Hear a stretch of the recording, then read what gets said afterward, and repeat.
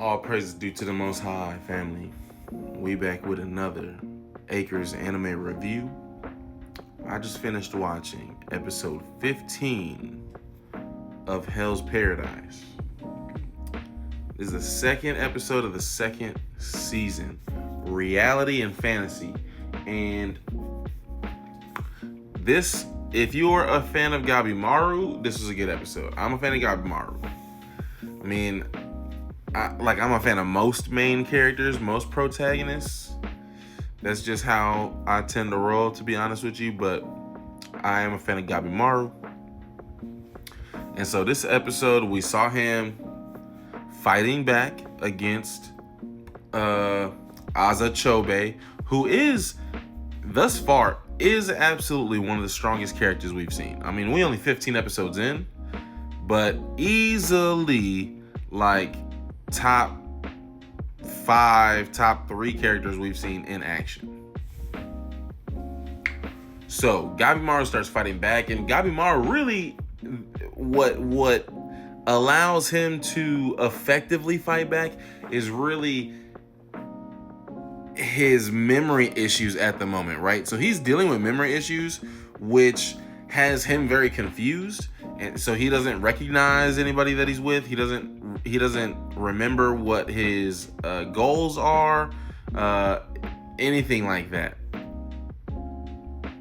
So what he's really relying on, what he's falling back on, is his shinobi foundation, his shinobi background, right? And so really he's just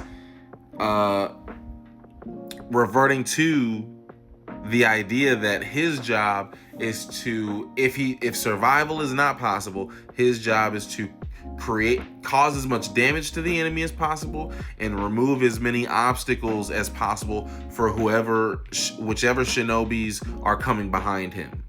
Now, because he doesn't have his memory, he doesn't understand that there are no shinobis coming behind him, or at least he doesn't know that. What we learned in the last episode was that there are shinobis coming behind him, but we don't know if they're working for and with Gabimaru or against him. We actually have no idea. But nonetheless, Gabimaru is operating thinking, I may lose my life here, I'm just doing my job. But this actually is what allows him to cut loose and fight back, right? Now, May actually cuts in and interrupts because she's able to see, she's one of the characters that is able to see Tao and Gabimaru's Tao. And so she actually interrupts because, again, family, Gabimaru's basically resolved himself into dying for the cause. So he's not going to stop himself. So it takes May recognizing, hey, if he keeps going, he's going to die because he's running out of Tao. So May intervened and separated them. What happened was she caused a hole. Aza Chobe fell down it. And so he's on his own. We see what happens later in the episode with him. Chobe actually throws his brother out of the hole. So his brother is with us, Gabimaru and the whole gang that we was with. All right. Now we keep moving as Gabimaru's group. You know, the guy with the pirate hook and the one of the samurais and May. And one of these just below 10 cent creatures, right? Now we just luck up. We just by happenstance come across Sagirin and all of them over there, right? Exactly who we were looking for. So now we linked up with the day ones. It's 9 of us. We're really the only survivors of this expedition. But we get who Sagirin was with. She was with the woman shinobi. She was with one of the other samurai, the blind samurai, who can also read Tao, and his student, right? Is 4 of them?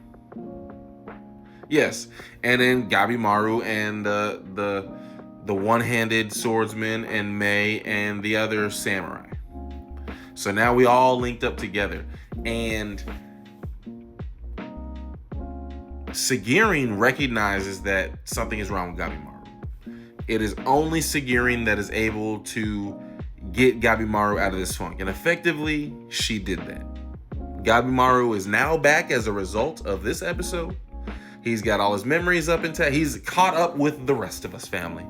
So expect much more production and much more efficiency coming out of Gabimaru moving forward, right?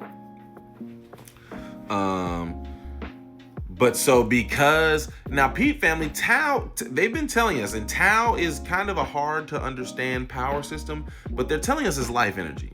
So it's yin and yang, right? And think about this, family. The same thing that makes you tired and working out is the same thing that gives you more life span and life energy, right? Peep.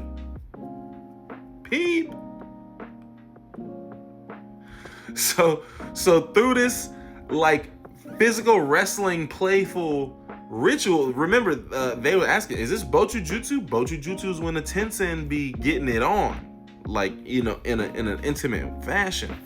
And so they said it's not quite that, because they're just like play wrestling, right? But we know that Sagirin kind of has romantic feelings for Gabimaru. So, but May said it wasn't quite that, but it was similar. So through this playful wrestling activity that they had, Gabimaru gets his Tao back in line. He gets his memories back in line. And so we can move forward, like, because Gabimaru is one of our strongest assets. Like, let's not play, family. He's probably the strongest individual fighter. You know, it's just which makes him dangerous. But that's why we need him. You know, we need him anyhow. Chobei, after falling through the hole, he's surrounded by a bunch of monsters.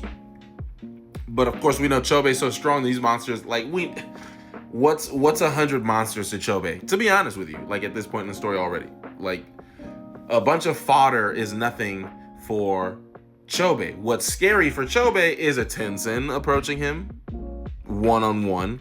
So that's going to be cool. If they start throwing hands, that's probably going to be the coolest fight we've seen in the show. I'm not going to hold you. What did we make of Gabimaru and them? Oh, so we found we found shelter, and you know, we noticed Gabimaru's memories are back, and the woman shinobi is kind of pressing him because she thinks that Gabimaru's wife is an illusion placed on Gabimaru from the village chief, right? And that's why that makes sense why the details are kind of fuzzy. But Gabimaru, in my opinion, kind of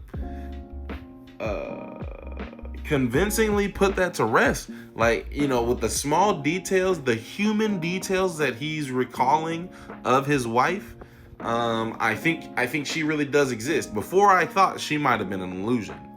I think she really does exist. But I'm also interested in what that means for Sagirin and Gabimaru, because obviously that's a love interest there. Is he just remembering his past wife, like his dead wife? That's also possible. So I don't know, man. I'm much more excited moving forward now that Gabimaru has his memories back.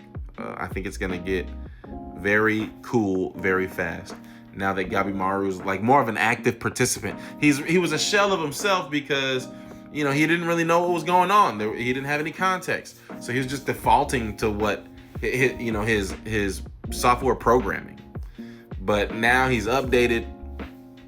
Now he's reinvigorated. Now he's motivated.